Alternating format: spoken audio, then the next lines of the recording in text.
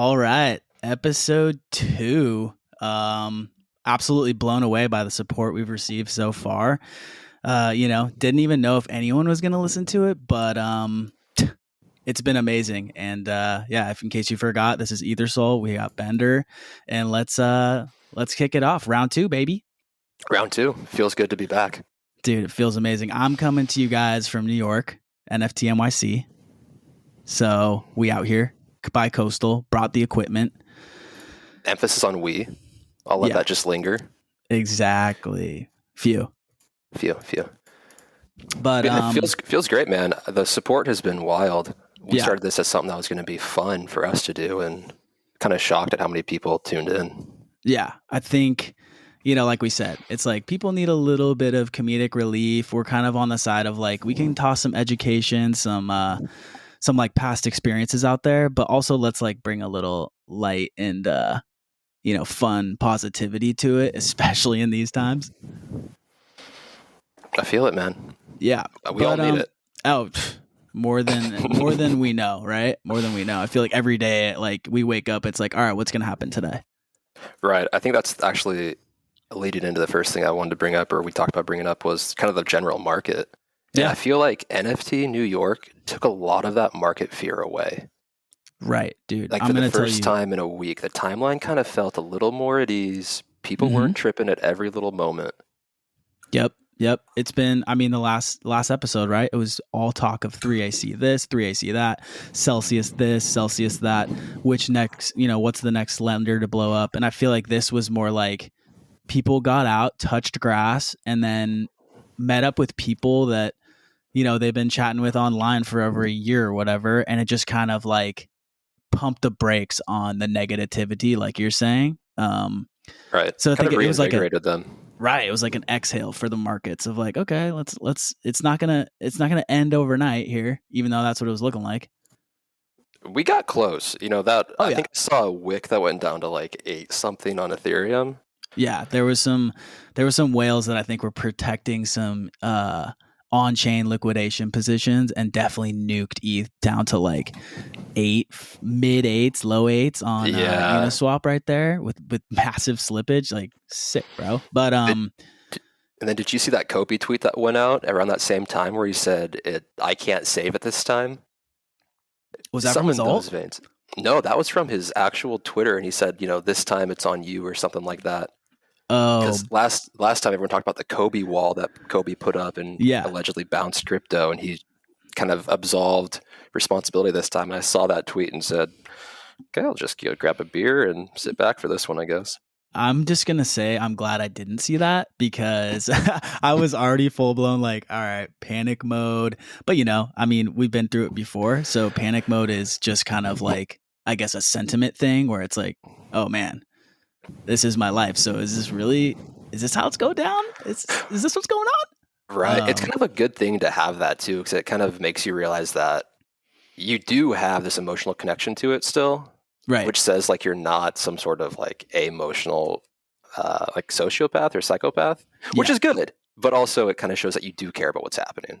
So I think everyone has that emotional response at some point. Yeah, I think it would be like unhealthy not to. Let's just say that, unless you made it and you really don't care, and it's just like wild swings. Right. Yeah, like Kobe sliding in DMs trying to buy that mega yacht. Right, bro. That whole timeline is so wild. Like, so basically, if you haven't been paying attention or you just don't care and want to be caught up, the whole 3AC thing, we've learned a lot more about it.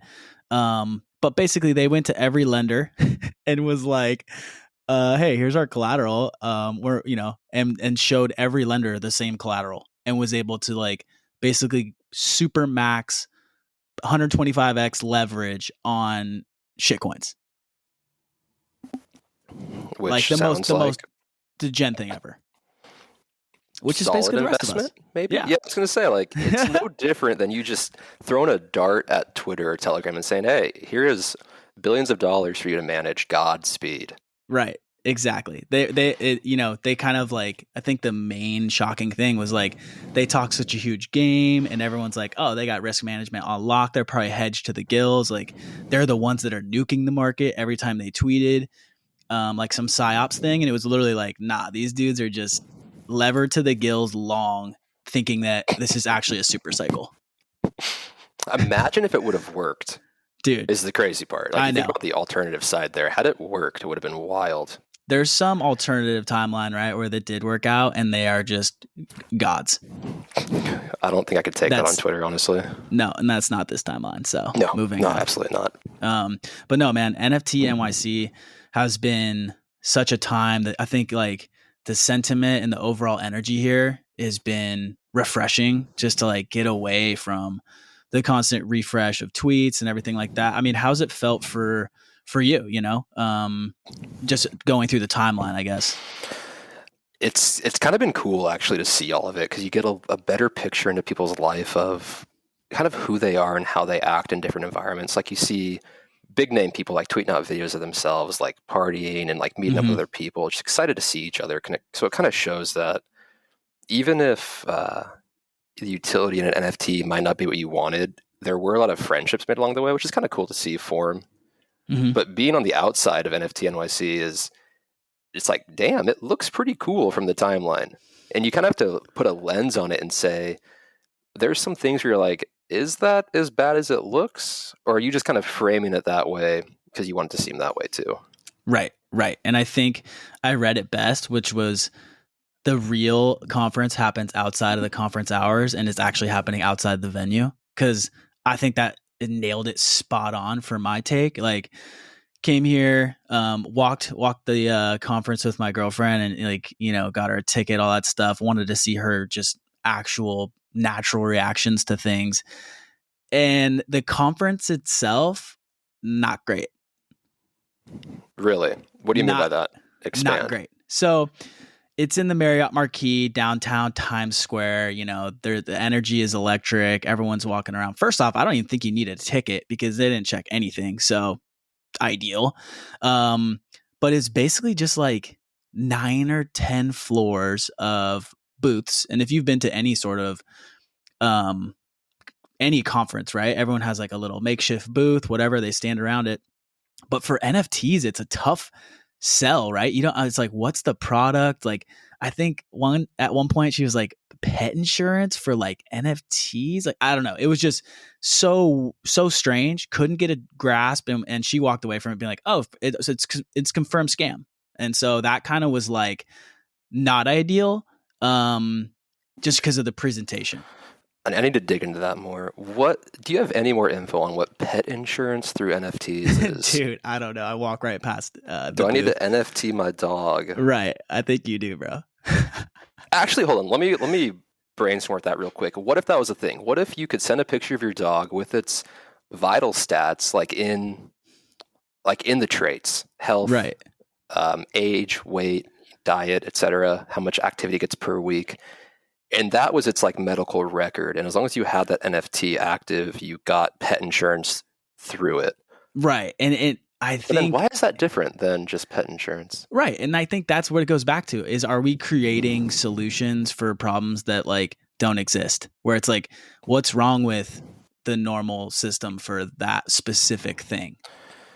Right. I guess the onus at that point is, let's say it's this traditional pet insurance. You've got the onus on the servicer, like the hospital, right, to send your pet's health records across to the new place. Let's say you move across the country. With an NFT, you can just do it yourself, I guess. But you're in the right ballpark of, it's kind of overcomplicating it. Yeah, and I think there's a space for like the actual records themselves to have in an NFT form, you know, some sort of private thing. But like the insurance aspect, I mean, it was strange, bro. And like, you know, there was a gaming floor, there was a Tron floor, there was a Polygon floor. I would say Polygon was everywhere. They were everywhere. Really? At the conference? All over the city. At every single event I went to, there was something to do with Polygon there, including ApeFest, and we'll get there later. Is it kind of like marketing pushes from Polygon, or is it them like outreaching? What kind of presence like these people have there? Polygon had a great booth at the actual conference, but it just seems like they were sponsoring every single talk, every single meetup. And so it's just like you come across their name everywhere, right? And it's like, oh, Polygon Studios. So I think it's a push to kind of become a household name, at least within the community, and maybe make, trading NFTs on sort of the Polygon network a little more palatable, if you will. Okay. So whether it works or not, awareness and like support, sounds correct. I mean, like I said, they're just legit. We're sponsoring everything. So that was interesting to know. The Tron floor obviously is like, guys went all out, but I would hope so. Right, displaying the Tron apes and stuff. It's like, dude, come on, bro. Come on. It's a cool theme, though. If you really lean into the Tron theme, you could make it pretty cool if you like that kind of sci-fi stuff. I'm not going to lie. It was one of the most poppin' floors. Like, a lot of these things, you start questioning, like, Cardano this and, like, Hex coin, whatever. And it's like, they have these massive followings, and you just never really know why, but Tron floor has that going on for sure. So maybe something to keep an eye out, at least from a profit maxi standpoint. You kind of got to keep an open mind to everything. Right. But they are pouring money into the system and like willing to do whatever for some market share, and clearly are convincing some people who maybe like aren't deep in the scene to be like, oh, like if I walked that floor and wasn't in as deep as say us, I would have been like, oh, these are the biggest players here. Really? Yeah. And they kind of have that, and I forget the term for this right now. They have the low number bias. They have like a really low price for their coin, which makes it a lot more palatable. Yeah, it was wild. So yeah, I mean, we basically walked the conference one pass through on each floor, and it was like, okay, kind of not gonna be. I basically did that once and never showed up the rest of the time.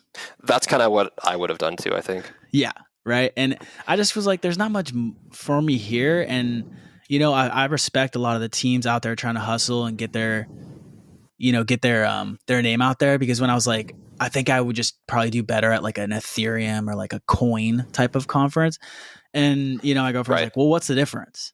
And I kind of couldn't really describe it, because both are going to have booths describing their ideas. But to me, like a financial product seems a little more tangible, I guess, whether it's fair or not, versus like some like, hey, we're minting now, like come to our booth, like check it out type pitch. That seems more marketing.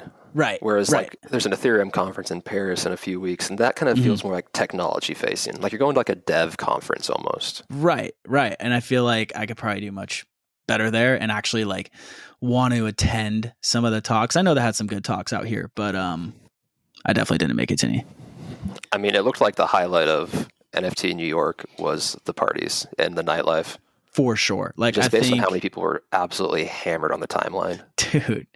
I mean, so yeah, it was wild. Like I think everyone every day was waking up with a massive hangover, and that's why those early talks, I think there was like some pics floating around of no one showing up. It's like, dude, everyone's still in bed. Yeah, read the room. 5 a.m. I mean, yeah, the real party, the real events, like I said, were happening outside the conference hours, and that was cool, right? Like seeing the hype at most of these events was just wild, dude. Yeah, I was talking to somebody the other day about it, where it seemed like if all the utility that these NFTs end up with are just annual tickets to almost like a festival, like if it grows into something akin to like, EDC is a far shot from a comparison, but if it grows to something like that, where you've got all these different festivals and performances and parties going on, it's an expensive price to pay, but it's actually pretty cool. Without a doubt. I mean, the communities are growing, and I think it's worth taking a step back and being like, where were we at a year ago, right? Like I think, they obviously had the first sort of Bored Ape parties and some of these other parties, but like to where it's at now is just insane to think that this has happened in, the time span that it has, and then how much room it has to grow from there. Yeah, I think the inflection point for me was seeing Madonna on stage at the World of Women conference, or the party, I suppose.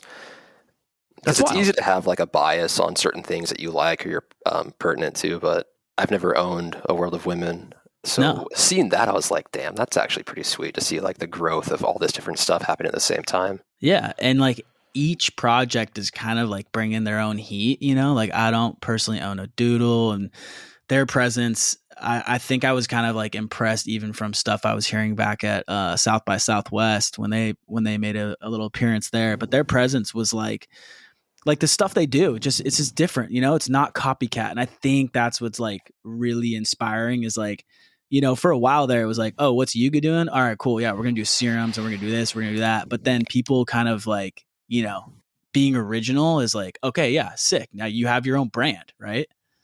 Right. And Doodles is one that, like you said it best, after South by Southwest, they hit my radar pretty hard.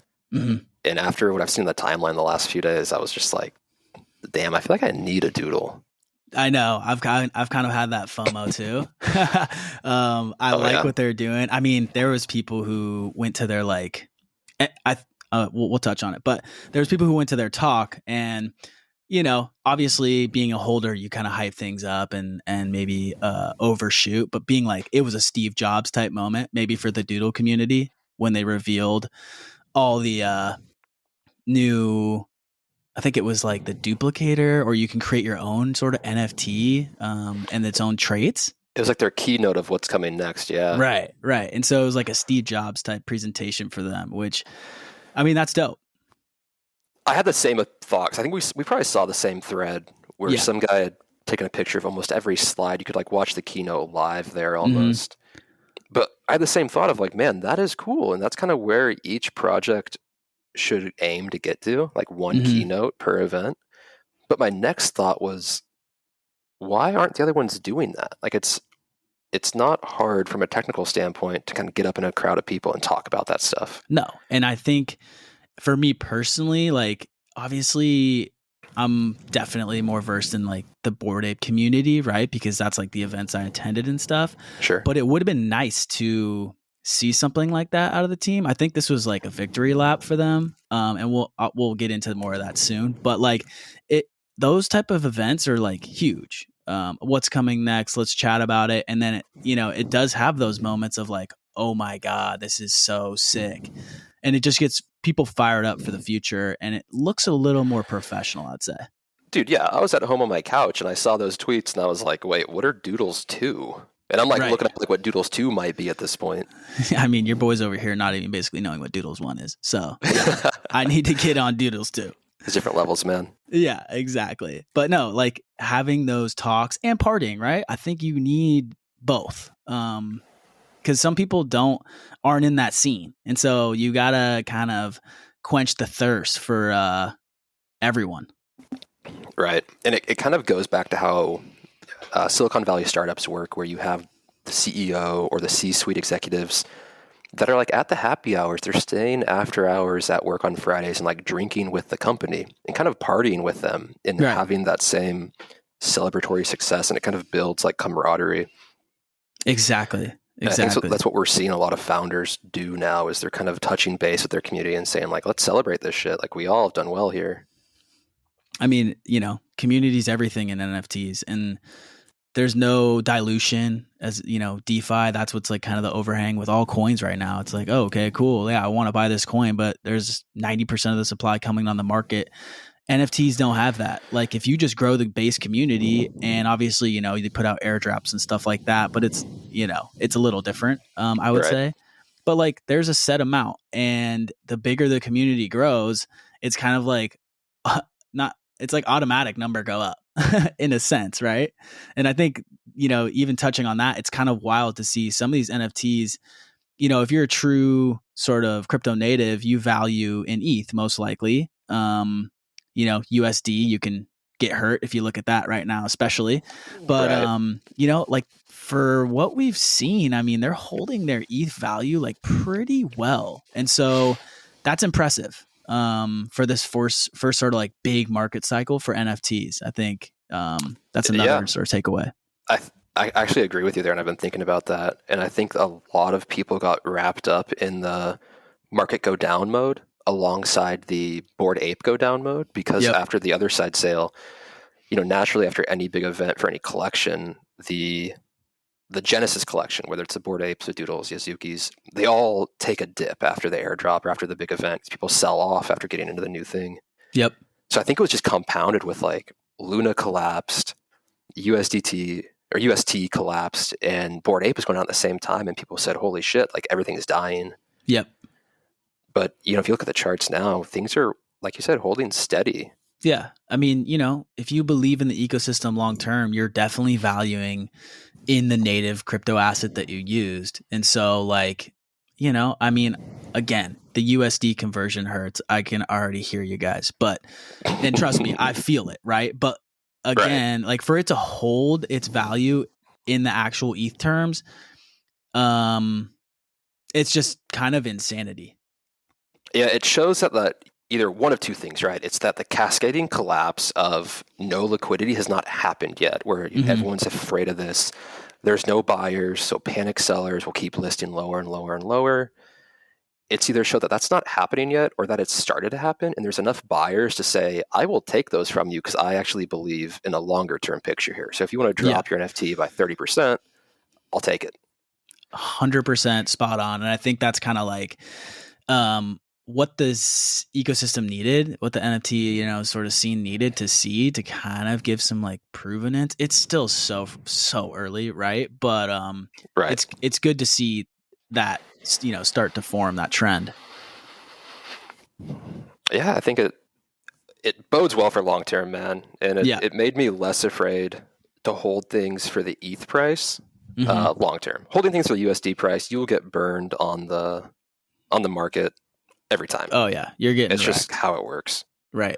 Which is why I've been such a strong proponent. Which I think I kind of extrapolated a bit of this from you of just take profits, man. Like, yep. If you made $100,000 on some crazy purchase that you got at mint, and that $100,000 can change your life, sell that shit. Like, don't wait for $500,000. Right. There's a lot. Get some comfortability. That round trip everything, right? And it's just like, once your life changes from you were early, you hit it, you nailed it, right? Like, reward yourself. You don't have to sell everything. You can get back in. You got there in the first place, right? And so I think it's super important to remember that for next time. Obviously, it's it's a hindsight thing, but as you're in this game more and more, it's like it's just so imperative to take that when the opportunity comes, and you'll see it coming next time around, right? Now that you've had more, not specifically you, but maybe whoever's listening, anyone, man. Right. If you've had the experience, or if you haven't, you're just getting in the game. Like, if it changes your life, take some off the table. Yep. Let me touch one more thing on that. I think it does come back to everyone round trips something at some point. I've round tripped a ton of stuff. God. And you have to make that mistake unless you're just have phenomenal foresight to really learn that lesson. The amount of cash I've lost, like, we're not even going to go down that road because it's like, it's a journey that no one wants to be on. It's like a road trip that you're like, oh yeah, no chance. I'm not taking that. Or it's just not good. Let's just say that. Right. It's not great. Hey, this could be a therapy session, man. If you need to be a therapy session, dude, it listen. Might be. It might have to be. I've got some tissues here. I might need a whole box and then some, but it's all part of the game, right? And like, I think the more you become numb to that, the better. So that's my final point there. I can't even start talking about that shit. Absolutely, man. It's a good lesson to learn. Yeah. One thing I just noticed, I want to get your opinion here. I think it's kind of funny. Yeah. Are you aware that CryptoPunks V1 are still at a 7 ETH floor? Okay, so feel free to absolutely flame me, everyone, in the comments. I don't even know how many versions of CryptoPunks there are. I feel like there's like 7 or 8 versions. So I didn't even know there was one that had a 7 ETH floor. Yeah, so it's the, CryptoPunks were like the second iteration, essentially. The V1 of them had an issue in their contract. So they abandoned it, fixed the contract, pushed out the CryptoPunks we know today. Yeah.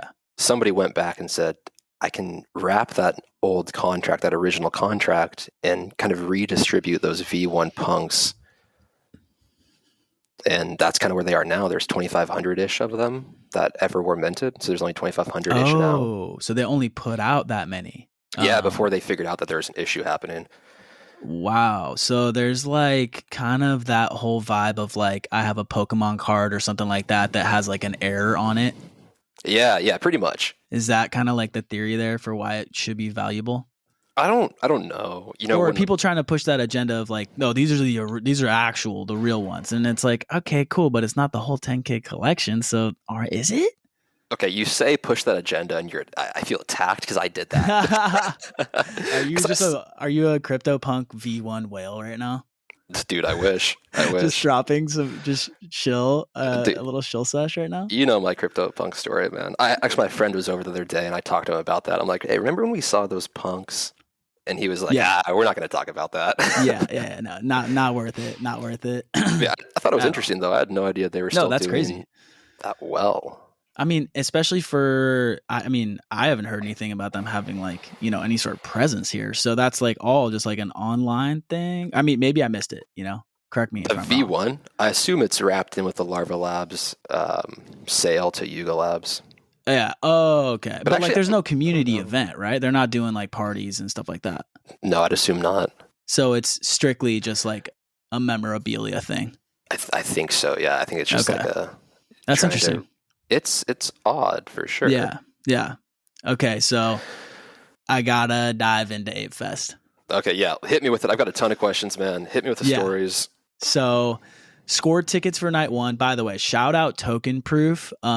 I think every NFT platform or whatever should use, if not them, something similar. I have no affiliation or anything, but it was so seamless. You could exchange your tickets. You could sign up. For those who don't know, you got one night per ape. Some people split their apes up in different wallets. I only have one right now. So I got Monday night, went, got in line, and like the line was super chill. Didn't take long at all to get in. So I got there. I wanted to get in right away. So I got there a little early. I hopped in line like maybe 5 minutes before the doors were supposed to open. And I was waiting in line maybe like 5-10 minutes. But in that 5 minutes, it wrapped around like the whole pier. By the way, they took over a whole pier in New York. Like It was massive. And they crushed every part of it in my eyes. So anyway, get in, super seamless with the tickets, scan it. And this was like a full blown music festival type setup. I mean, for them to pull something like this off at that scale in this, and not being like their number one core competency is beyond me. Like super, super impressive. Really? You think it went that well? The organization of it, right? And I think the caliber of it, nothing felt super like cheap or anything like that. It felt really well done. Like basically everything they've put out, it was quality. Now, does it have cringe factors? Off the charts, right? Like off the fucking charts. But that's kind of the game we're in, right? It's in that like cult phase. So there's for sure a ton of cringe. But just like the actual organization and the fact that it went off without these, like, I think last time everyone was talking about lines and complaining and stuff like that, they just totally nailed that side. Like just kind of logistics of all of it, it sounds like. Because you mentioned the merch line was crazy. Bro. Yeah, the merch line. So that's what I found out, is that Monday was just insane for the lines. And they figured that out because I fortunately scored another ticket for Thursday and night 4. And no way. Yeah, I got a push notification from the Token Proof app, and it was like basically you had to rank the nights you wanted to go. So I did Monday, Thursday. I did it right when it opened, and then I got another ticket for Thursday because again, people were like doing the whole. People were doing the system right. If they weren't going to go, they got off the wait list or whatever, and then bumped the other people up so that the people who wanted to go could go. But scored that last night, and yeah, it was epic. It was. So does that mean that you can have a single ape and go to multiple nights if capacity allows? That's what happened to me, my guy. Awesome. And you got what sounds like maybe the best night. Yeah. Night 4 was insane. So I got roasted on Twitter from the LCD Sound Boys for the first night. And they came out, LCD came out. It was Amy Schumer, then LCD Sound System, and then Questlove played like a DJ set the first night. So it was actually pretty chill. Like, no crazy raging that first night, it felt like. And like, let me tell you, like, the bar was popping. Top shelf. Sure. You could go up. I feel like most open bars, it's like, oh, no shots, right? They're like, no, right. we can't give shots. Here, nah. You want, and then like they had the drinks kind of pre-mixed. For like the ones that they were like sort of handing out, you could make your own if you wanted. Right. But it was I could like go there and order like a gin and tonic or like a 100%. Whiskey sour or something. Yeah, 100%. As long as they had it, right? But like they had mostly everything from what I saw. And you know, could go up there. And so there's pre-mixed drinks. It's like, you know, I don't like my shit hella sweet. So I was like, yo, can you add a little of that, you know, tequila first before we start pouring this premix? And then it's like, no problem. And it was like, can I get 2 shots of tequila too? Oh yeah, no problem. So that's part amazing. Was ideal, right? And then good food, all else. I didn't have any personally. It looked like they had hot dogs and pizza and stuff like that, but all free. You know, I mean, the food was free too. Everything was free besides the merch. I don't want to bash any. I don't want to accidentally bash any collection that doesn't do it this way, but I kind of feel like if you own an NFT that's worth as much as some of these apes are worth, like it probably should be free. Dude, that makes sense without question. Like if you're not splurging on an open bar for the community, it's like, it's the little things. You got to nail that. And so I think overall the little things they absolutely nailed. Again, if I only got night 1, I would probably be sitting here a little salty boy because of the performers. Again, I'm probably gonna get roasted, whatever. Not my cup of tea. Come at you for that. Not my cup of tea. I was planning on that. Bro, like, I know they, you know, LCD headline festivals, they're a class act. It was good, but not my cup of tea. Yeah. And then they, by the way, I'm going to say not my cup of tea like 10 more times. But fine. No, so like they gated the artists, right? They kept it all secret, which I loved, but then I kind of hated because I was like, well, I guarantee there were some people who would have traded me nights had we known the lineups. And it was like, oh, dude, I'd rather see LCD. That's my shit versus night 4, you know, Lil Tunechi, Lil Weezy, and Snoop and Eminem, right? They're like, nah, like maybe that's not their jam. So that was where I was like, what, dude? Like, especially as I saw each night getting better, I only got that push notification on like night 3. And I was like, dude, I swear. So you're pumped.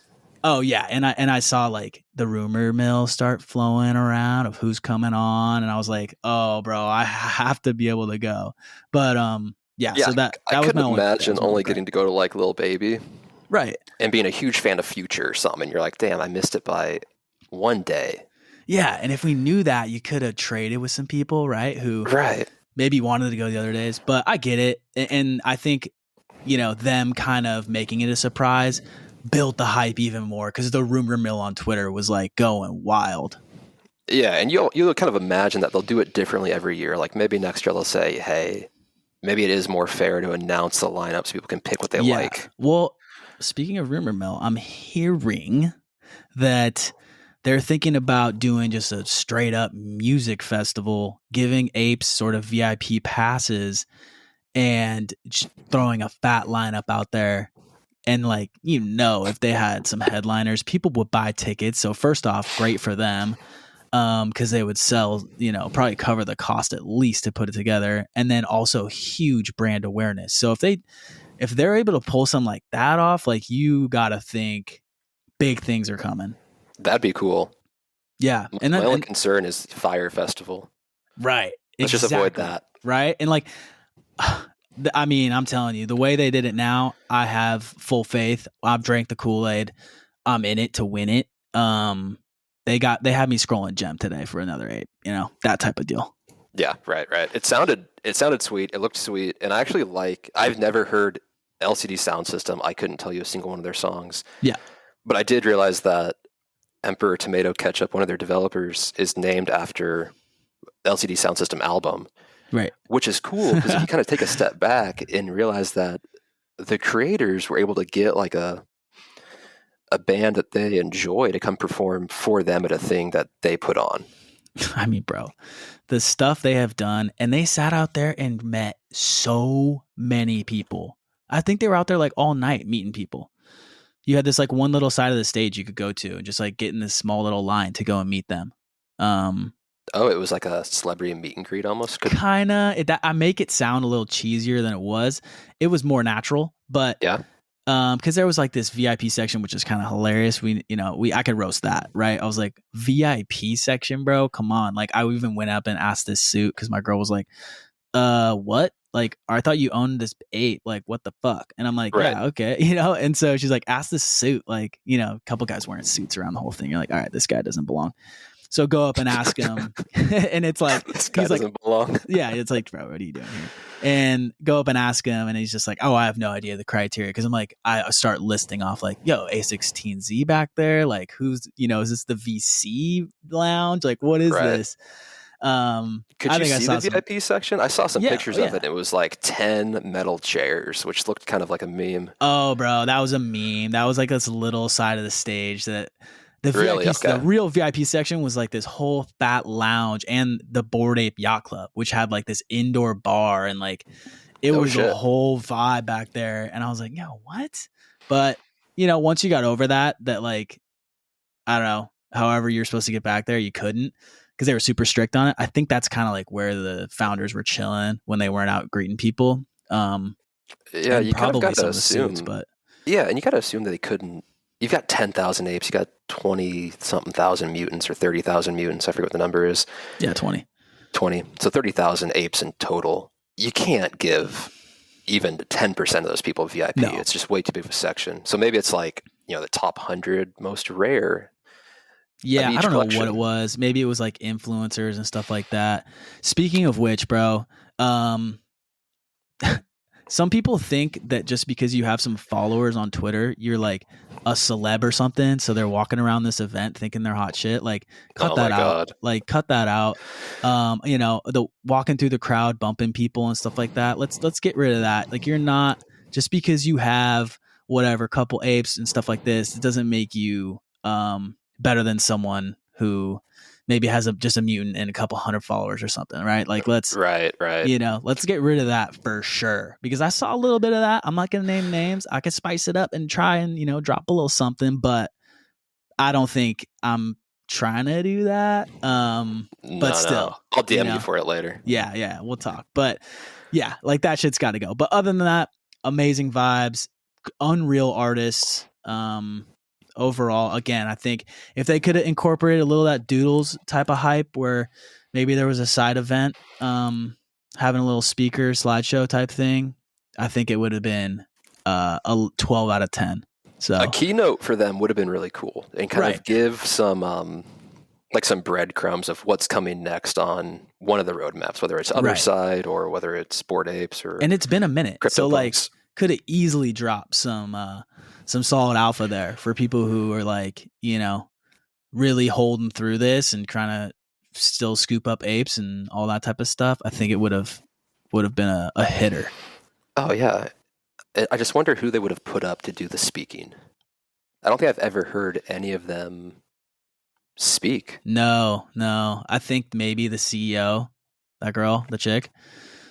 She did the interview very well, the one that I did see. She was a good speaker. So, trying to get a face of it, maybe go that route. But again, like, dude, in my head, they really killed it. I'm obviously biased. That's like one of the main things I even came here for. I would say I came here for ApeFest over the conference, and and it lived up to every expectation. Yeah, it sounds sweet. And, the thing I'm just going back to in my head is, who was in the VIP and how do you get in it? Right. I know. Trust me. I had to deal with like a solid hour of like, what? Is it a VIP set? Like, this doesn't make any sense. Like, do you have any pull? Like, I thought you had a couple followers on Twitter type deal. I was like, oh my God. All right, let's relax here. No pull. Right. No pull. Don't know how to get in there. I'm guessing it was like, they did that big round. So obviously all the VCs got to connect. Yep. There was like a side entrance for some guest list type deal. It looked like, people want the juice, we'll get the juice. It looked like that there was a lot of like, how do I say this?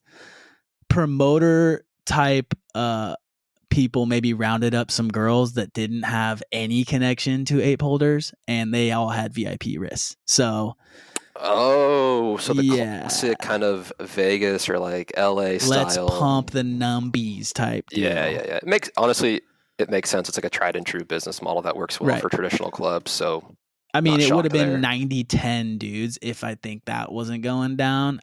Granted, I will say I was like, oh shit, we showed out. Like, it wasn't a dude fest like some are memeing it. Like, I mean, obviously more. Are you saying it was 90% dudes and it wasn't a dude fest? Or did you just say that? No. I said without that like little VIP bait and switch deal, it could have had the potential for that for sure. Oh, okay. Yeah. Because it was funny. They had these two little sections outside in the main general area that were also VIP, and it was just all girls there, like gated. Right. So that's why I was like, oh, okay. Honestly, maybe for the best. There are a lot of creepy people in crypto. And like, I don't really understand or know where those people's boundaries are. Yeah. And it's like the women in crypto and the women that are doxxed, especially in crypto, that I'm like, man, like I hope you're not getting the short end of these sticks from like very, very maybe mentally unwell men on the internet. Yeah, 100%. Like I can say I didn't see anything like that going down. I think ApeFest may have been a little different where, you know, obviously people get excited though. That I will say that people get excited for people that they know on Twitter. That's an interesting part, right? Some people don't care at all, and that's why I kind of made that comment earlier. Like, let's relax. You're not a big shot, but people were like, celebrity, you're some dude on Twitter. Like, I've got 100,000 followers, but like, I'm a normal ass guy. Like, don't treat me different. 100%. And it's like, you know, some of these guys walking around, it's like, oh, if you wanted to get a picture taken with someone, like, dude, that's awesome. Like, go for you. But like that, let's not go above that, you know? Right. But yeah, it was wild. There was some fangirling and stuff like that. Like, on those type of people, which was interesting. Who'd you fangirl for? Bro, I saw them all. So don't lie. Who'd you fangirl for? I saw them all, dude. I saw Franklin. I saw Not Thread guy. I saw Cross. I met a couple people. Did you introduce yourself as Ethersole? I didn't talk to any. I didn't talk to any of those people. I kept my distance and just was like, all right, that's hilarious to see that. Really? I met a couple Bored Apes. They know who they are. So they know what's up. But you want to hear a funny story? Oh, absolutely. That's what I'm here for. Okay.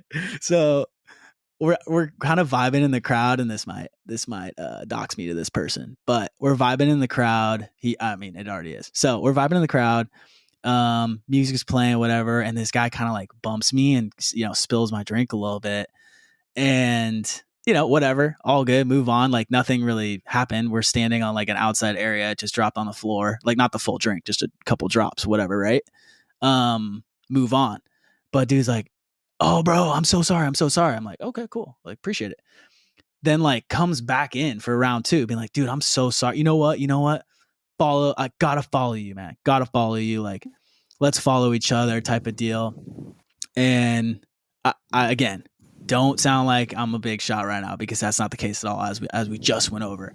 But he pulled out his Twitter. He's like, okay, yeah, like, enter my name or yeah. Do you have Twitter? Because his hands were full. And so I pull out my phone. I start searching him.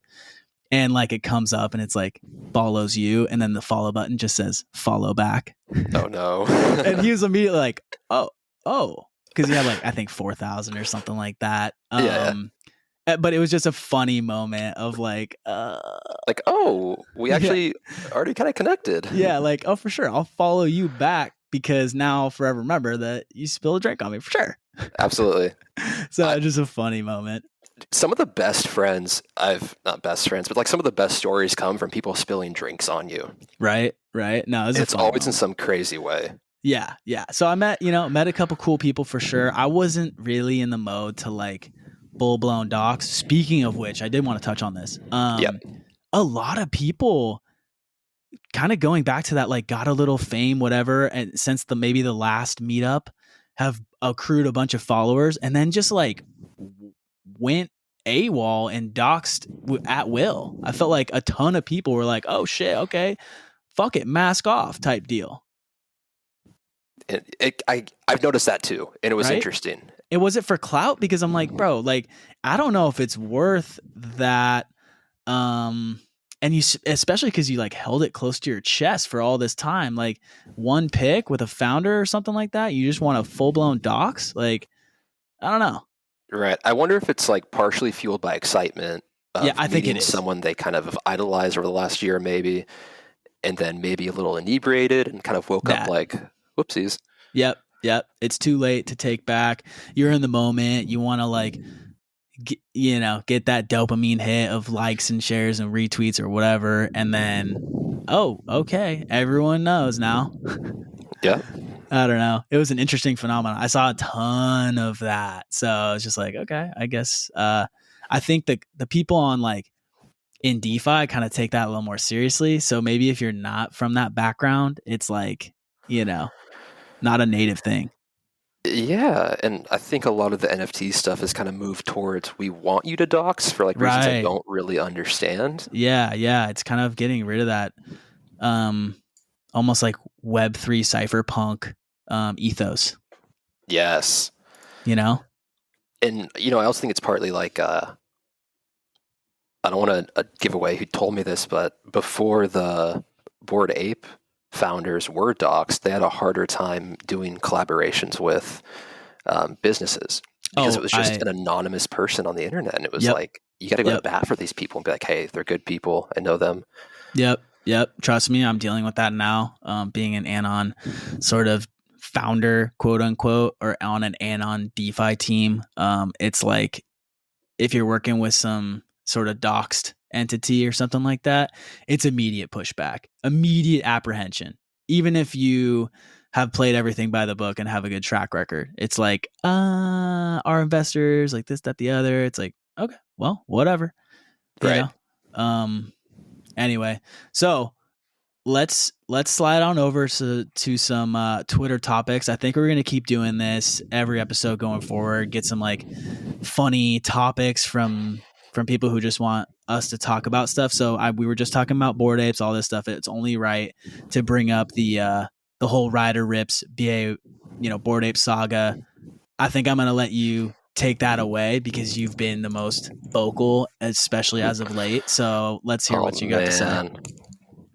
I don't really want to talk about this. I hate this shit. Yeah.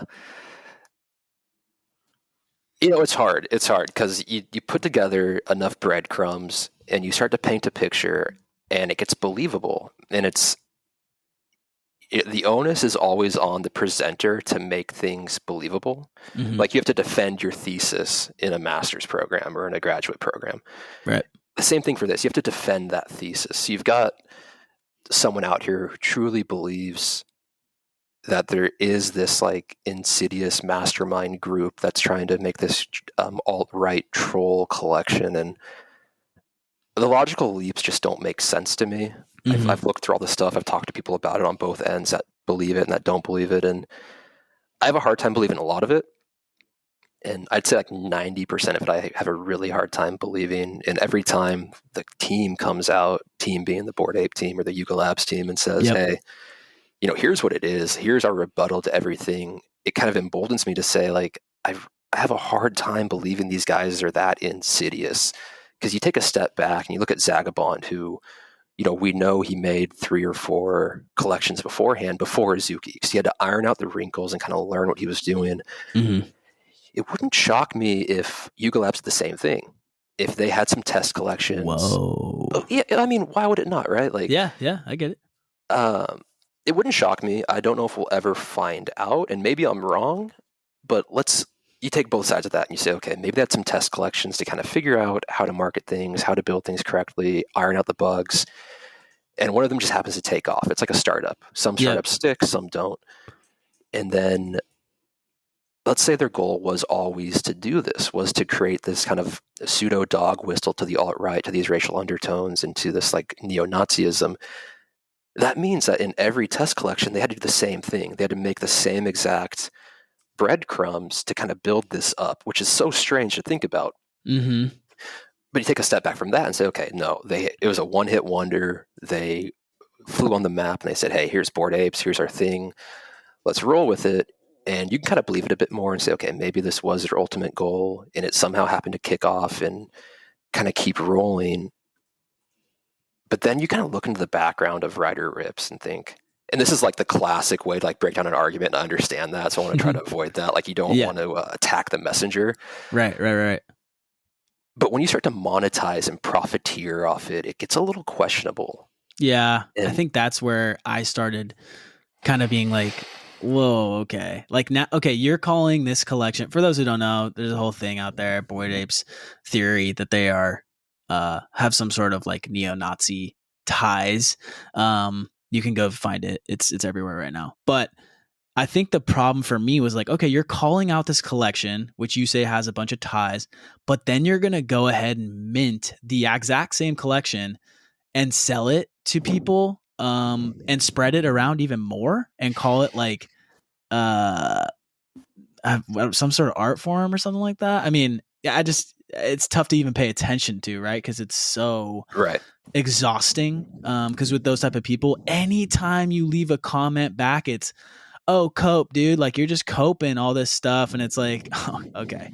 Right. Okay, so you can't even have an intellectual conversation about something that's like a serious, super topic if you're going to make those claims. And then anytime it gets, I mean, I can already hear him typing now, right? But anytime you get like some sort of conversation going, it immediately gets shut down. That's not really how you have like an informative debate.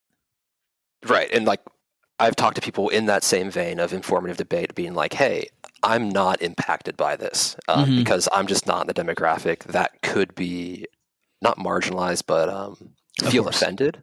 Yep.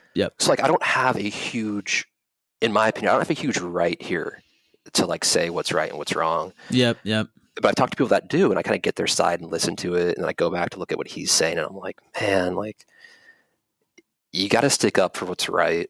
And I'm a true believer in that.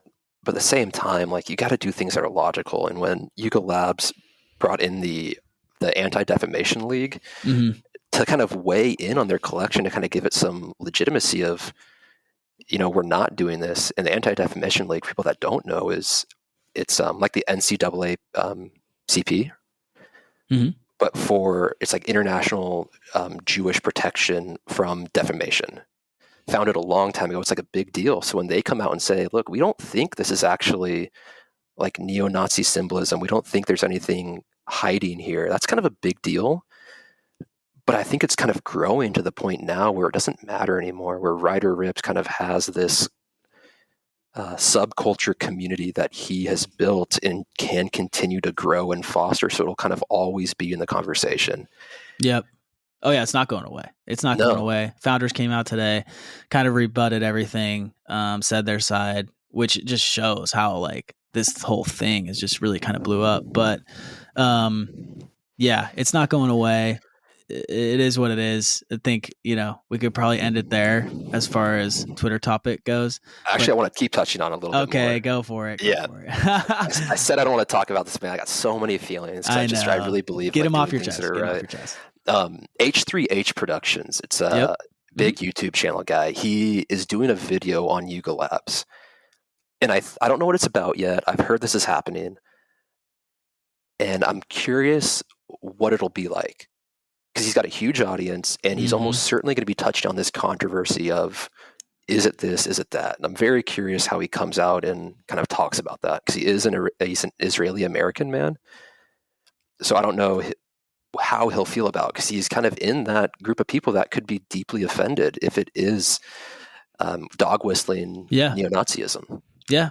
Well, that's definitely going to be interesting. Again, it is probably just getting started, even though we think it's been shut down, sort of from a team perspective.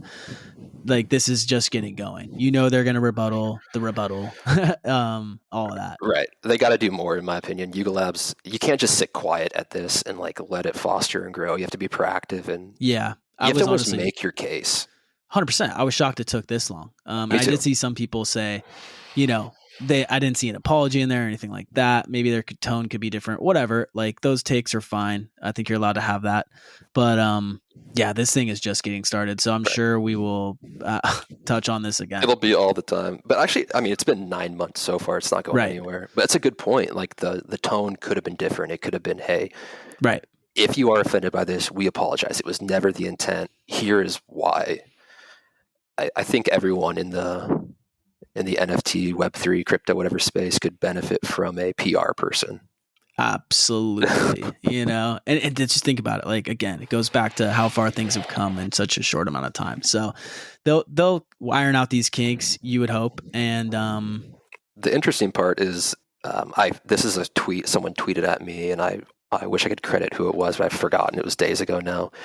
They said it's a statement how much Yuga Labs has done, that the counter movement is so lucrative for these people. Right. That's a great point. It's interesting for sure. There's a whole community, right? There's a whole community now around this. So right. That's crazy. Haters make me famous, baby. No, you just hope it's not real, right? Like, that's some nasty stuff, no matter how you slice it. So, and if it comes out as being real, and there's and that's the hard part, man, is like real. How do you decide real? How do you decide validity? Yeah. And that's I don't think it's up for me to decide, honestly. I think it's more of a community-wide hive mind decision that'll happen in time. Like, you see how people get canceled for X, Y, or Z. I think if more things come out that are less, in my opinion, logic leaps and more founded in evidence, you'll see that rejection. Like we had Jungle Freaks, where the artist in the 1980s, I think, was drawing incredibly racist comics at a time where it was not okay. Yeah. And at that point, you had big people coming out being like, I'm sending these to the burn address, I'm selling them for $0. You would see something like that happen. Guaranteed. Yeah. Like, as everyone wants to say, people can be diehard fans, Cole, whatever, but like, there's a certain line, and that line would happen. I don't think everyone would abandon ship, right? But like, it would be enough to cause a serious, everlasting damage to the entire collection and company. And the amount of money that's in that now, speaking of which, like, I'm almost positive that they might have even made a little bit of money for the amount of merch everyone was buying. So like the amount of money involved in this is insane. You think that the big money probably did their research on this type of stuff. But we'll see, I'm sure this will come up again. Oh, absolutely. We'll be here in a month talking about it, or maybe 4 or 5 months. Yeah. So that was a good one. Let's I want to ask about the merch real quick one more time. Oh yeah, hit me with any idea how much the merch was? I know the last merch drop was in ApeCoin. Was this one in Ape? Was it in USD? They opened it up to everything. I don't know if they were accepting Ape, but it was in, credit card, whatever. Right. And it was $120 for like a sweatshirt. So, but the sweatshirt's nice material. They look dope. All the merch looks sick. It was actually, in my opinion, way better than the last drop. Not super impressed with that, but I think they crushed it with this stuff, like the actual writing and the style. Way less. I know we heard some like Ed Hardy stuff with the last stuff, and honestly, I will say the material was like really stiff. I haven't washed it yet, so maybe it'll loosen up. But this time they kind of brought it back to the old school first drop, and then also the style was like the ApeFest writing and stuff. So like, if you like that sort of vision they went to, it was sick. It's kind of like bubble writing, wasn't it? Yeah, or almost like a comic book font. Exactly. It's like street art. Love that, but not super like edgy or something like that, like the Ed Hardy classic, like Bored Ape cursive writing type stuff. What's your overall take on NFT merch in the community? Okay, first off, everyone's decked head to toe at all these events, so it's That's wild. Super lucrative space. Like, everyone's rocking it. I didn't rock it the first night because I was like, it's not really. Gotta feel it out. Yeah, feel it out. Also, it's like, I don't know, I don't really vibe like that. So either way, I didn't rock it, but it was wild. Like, if you weren't, you were an outlier. Really? Yeah, so it was kind of apparent who was there for NFT NYC by the clothes they wore.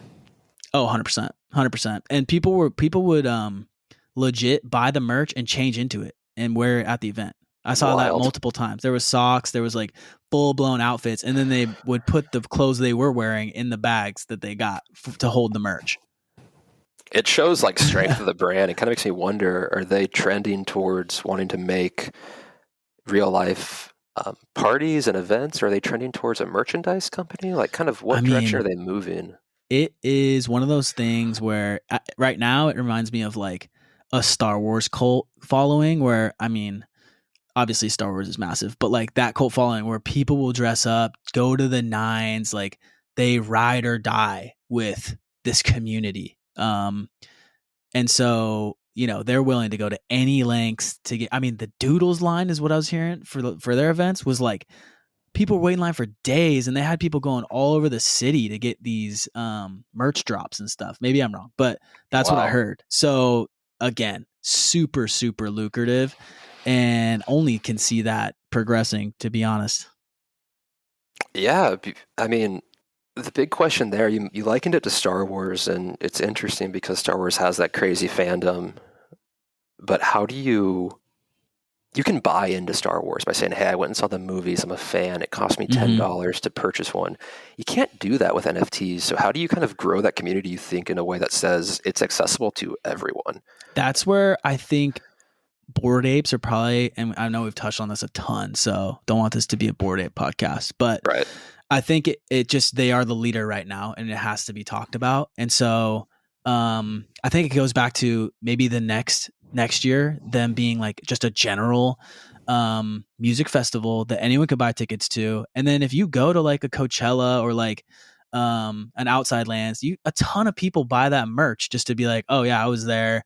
I want to, commemorate this or whatever. So I think it could sort of maybe naturally happen that way of like, because the merch itself was ApeFest 2022. It wasn't really Bored Ape Yacht Club. It was like, let's commemorate this event rather than, it has the skull and all that. So it's like the brand's there, but it's an underlying brand tone. So it's like almost the later.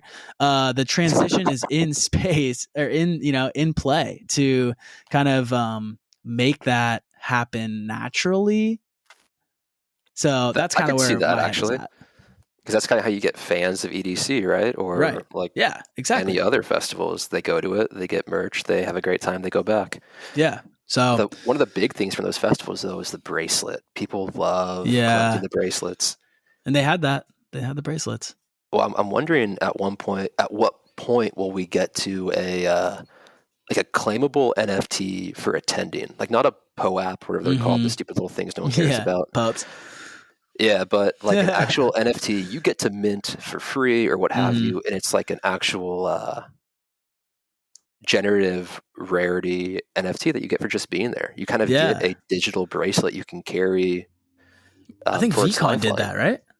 Actually, I don't know. I think they did, and then like the floor price was increasing after the event, and it was like, wait, what? And so, which is a cool concept. So it's kind of like a trading card from the event that you can only get once. It's art created just for that event. There's still inherent rarity for it. Yeah, kind of a cool idea. Yeah, I mean I think did you see they put out like posters for each day? And so each day was a different sort of poster. But that in NFT form would slap. So I could see those totally having some value. Oh yeah, absolutely. But that's probably a good way to do it too, because like you say, doodles, we both are aware doodles hit hard. Yeah. If there was just something like, let's say you get a bracelet to go and that bracelet has a unique QR code on it that you scan to mint an NFT. Be sick. That'd be sweet. Yeah, especially with different rarities and all that. People would definitely love that. It would be like a whole game again. I would love that. It kind of gives you a reason. It's like kind of Pokemon Go, like that summer of Pokemon Go. Exactly. Where we kind of ran around looking for stuff. Yeah, exactly. So there's there's so much room space can go in. But speaking of the space and recent deals, it looks like another Twitter topic was the Genie acquisition by Uniswap.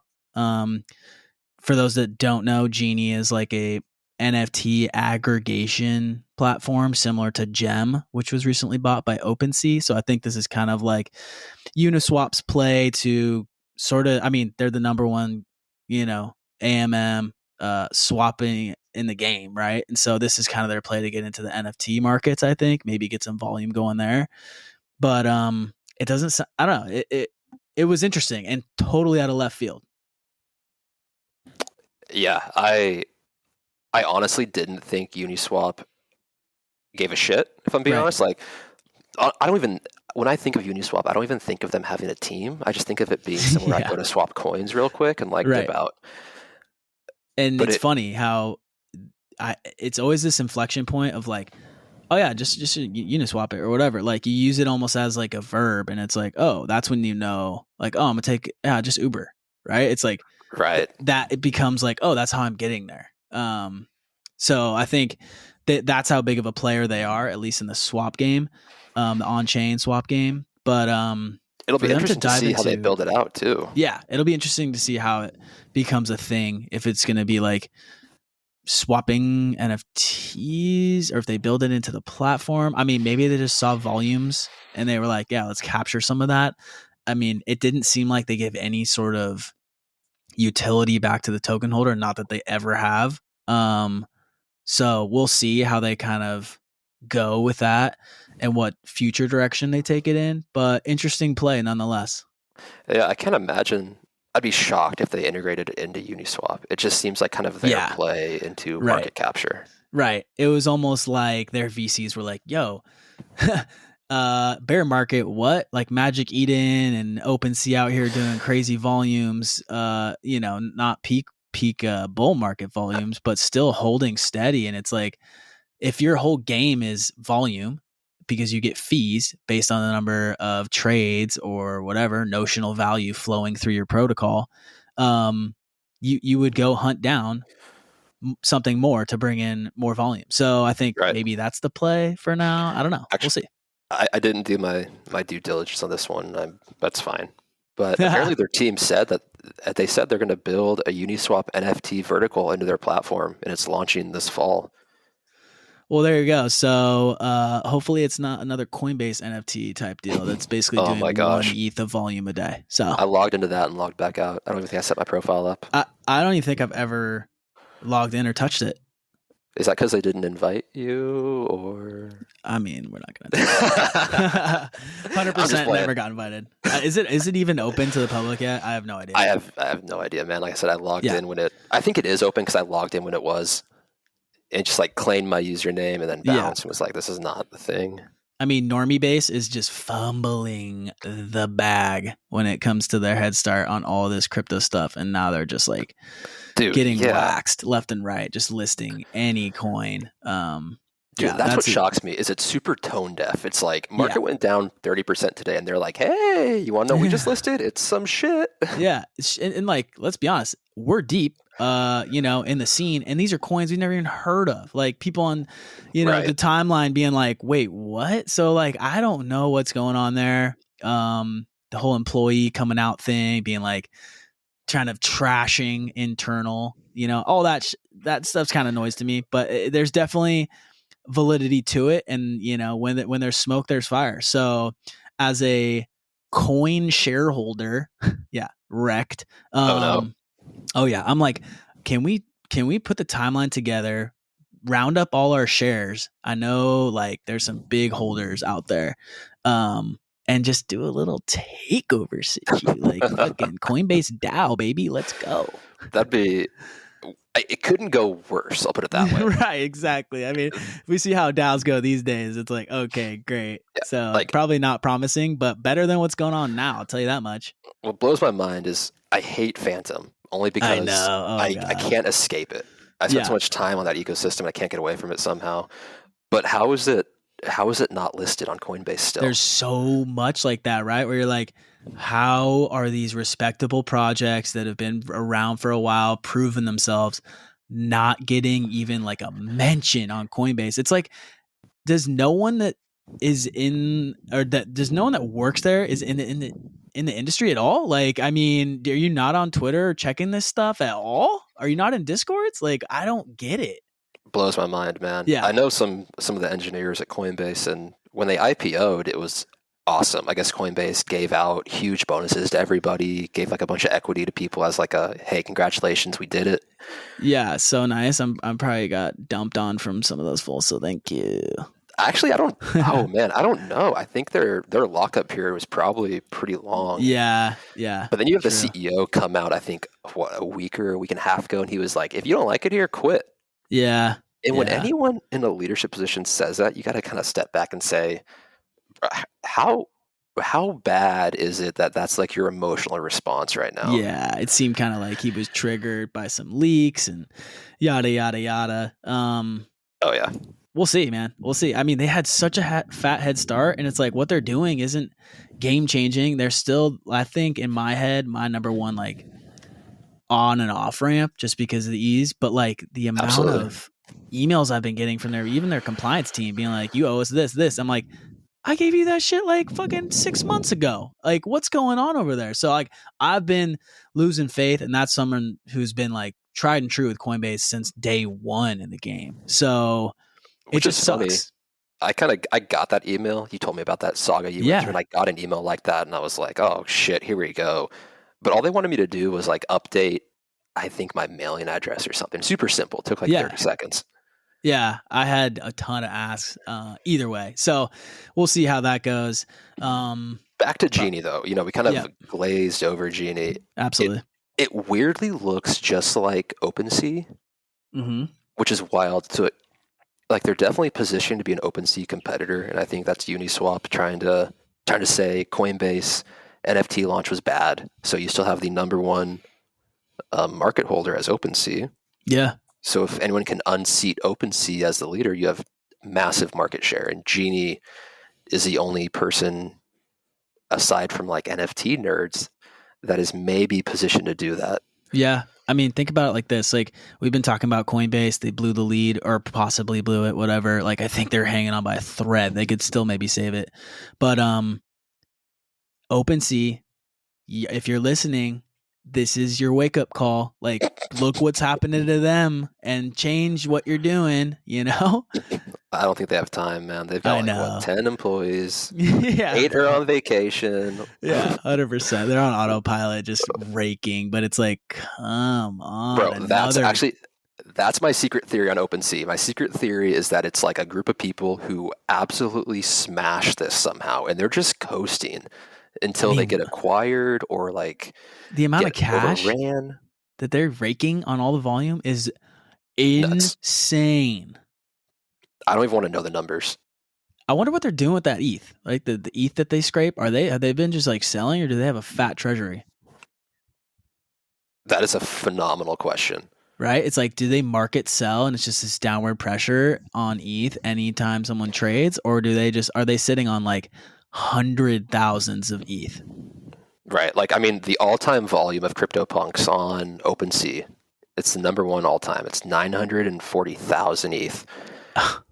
So 2.5% of that from OpenSea is, what is that? Almost 25,000 ETH from one collection alone. Man, that's insane. For doing raking, for like basically cloning eBay and then being like, oh yeah, this is like how people are going to trade NFTs. I mean, insane vision, but still poor execution. Have you ever used Genie? No, maybe once to try and qualify for like an airdrop. Sounds right. But I basically didn't use those aggregator sites until I saw Gem, and I was like, oh, Gem is even better than Coinbase. I'll just use Gem the whole time. So I love Gem. Absolutely love Gem. It enables too much. The ability to slide that sweep slider and be like, let me grab 30 of these guys real quick. Bro, it's stupidity.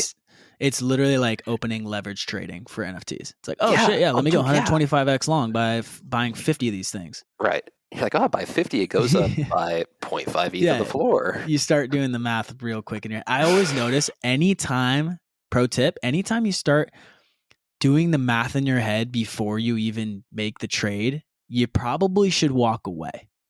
When you're like, expand that. What do you mean the math in your head? Right. Like, I'm like, okay, let me sweep 50 of these things.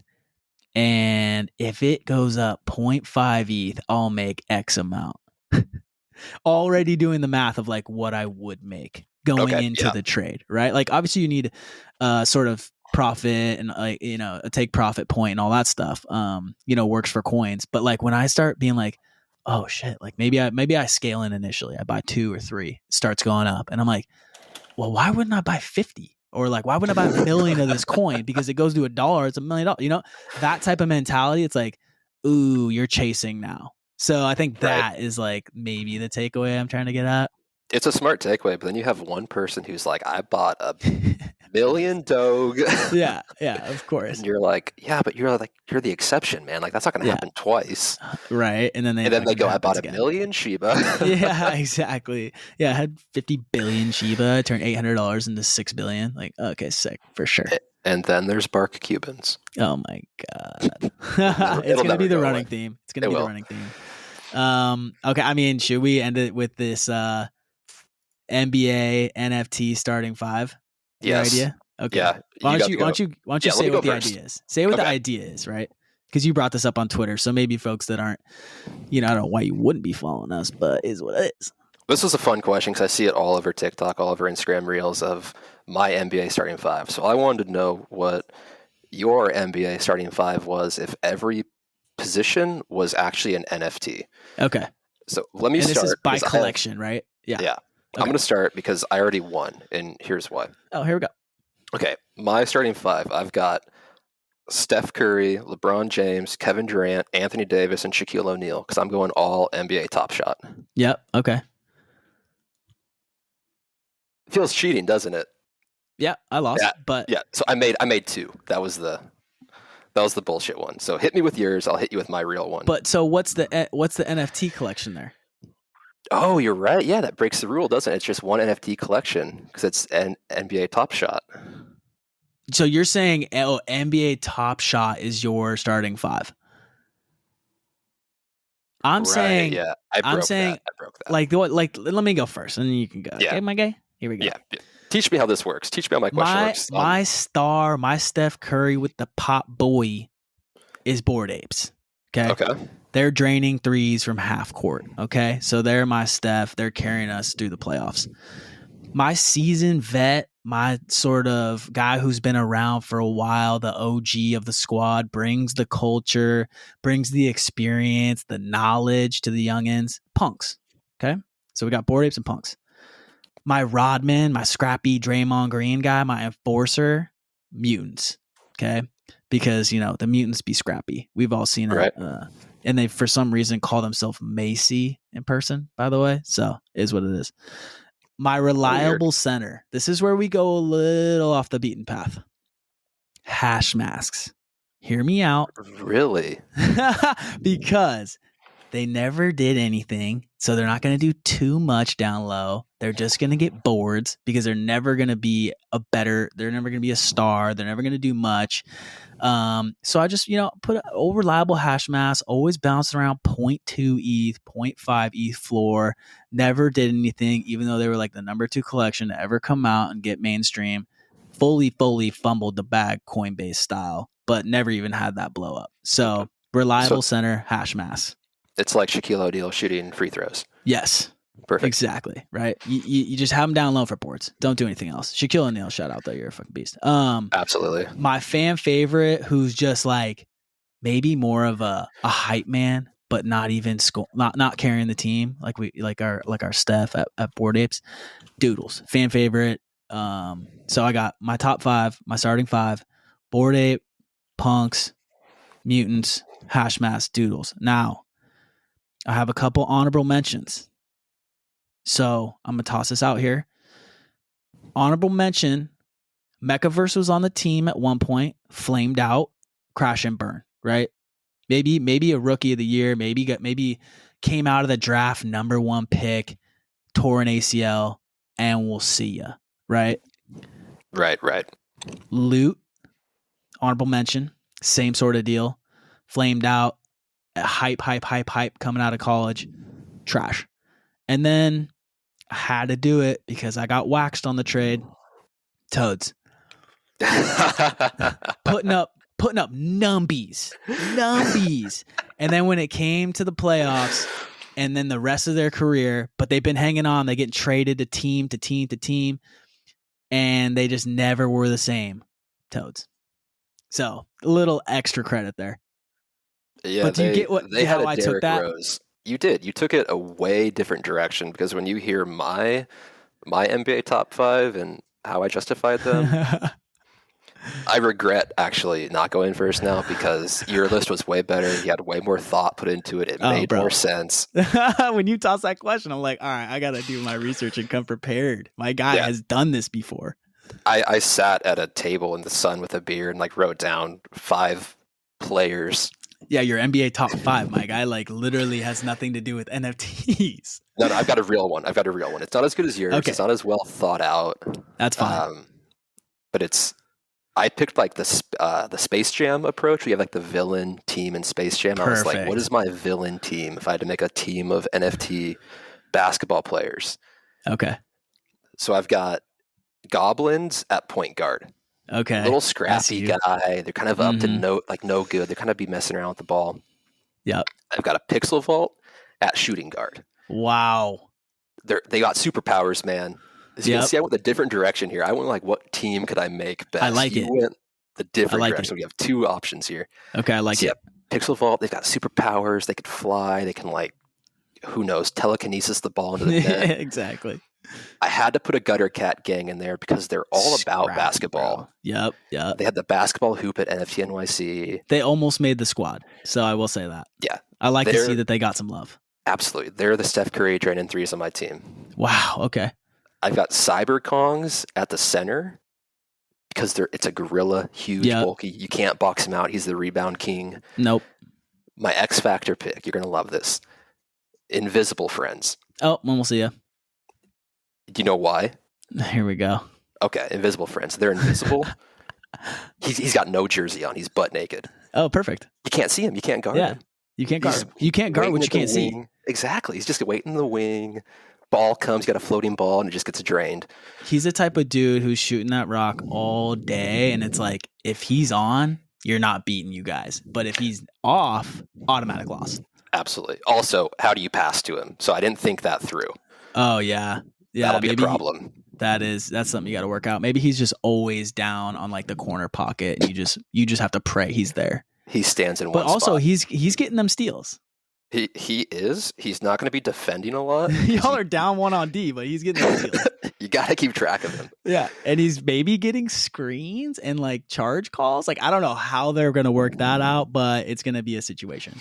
Yeah. We might get booted from the playoffs because of this guy. That's okay. Yeah, and that's fine. You have to have that guy though. And then my honorable mention, my coach, is Doodles. Well, because they're so happy, man. Like, you got that coach out there giving motivational speeches, and he's like, "Hey, we had fun. We made it far.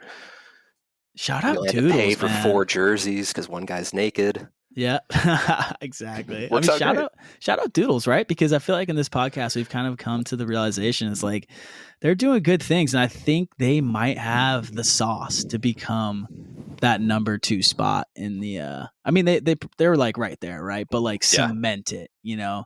I feel like there's a collection like waiting to breach the sort of 35-40 ETH mark for the floor and like hold it. Right. It looks like it wants to be Moonbirds, but I think Kevin Rose and Ryan Carson kind of got in the way a little bit. Yep. I don't know how much they're doing at this point. Azuki kind of hamstringed themselves, or maybe someone else had a hand in that, and I know who it was, but I want to get back into it. Yeah. And I think Doodles is right there too. It seems like it's Moonbirds or Doodles. I mean, shit. I mean, feels like after this talk, I need to go scroll some Doodle business. I remember the day Doodles minted. I was walking down the street. I had just picked up a coffee and I was walking back, and I saw the notification of all over the timeline, and I was like, "Ooh, I missed something big." Didn't I? Yeah. And it's so funny when you look back at those, being like, I remember seeing it, being like, "Oh, that's some visual appeal. I could see that." And then just never pulled trig. So wasn't degen enough to pull trig back then. Still questioned the overall validity of the space. And so I kind of fault myself for that. But the Doodles, man, making themselves known out here in NFT NYC and on Trending Down podcast. Trending down. Trending down, baby. Trending Not forever, down, but for now. Right? Not forever, but for now. And by the way, I mean, did we release our episode at the bottom? Because I feel like we did. And let's just like, if that's the Pico bottom, oh boy. We are the saviors. We're the messiahs. Oh, absolutely. But if we're not, and it goes down lower, it's not our fault. Yeah, and then we just simply, well, we can't delete. So we become trending lower. Exactly. We just pretend it never happened. So exactly. Dude, another quality episode in the book. I'm looking forward to where we take this. I think getting more Twitter topics and seeing what people have to say, and let's bring on some guests, right? Like, I think probably some people are going to have maybe some different stories just around the maybe their NFT experience here in NYC outside of ApeFest. Would love to hear about that, or just overall market success stories and people that have blew up. So let's maybe episode 3, first guest. Maybe if you think you've got what it takes, put your name in the hat. We'll get you on. And by got what it takes, what he means is if you can just sit here. Yeah, exactly. if you can have a little wine, maybe an espresso martini, whatever your choice is, and shoot the shit, then hit us up. Absolutely, man. Good shit, brother. Let's sign off, and we'll catch you guys next time. This is Trending Down.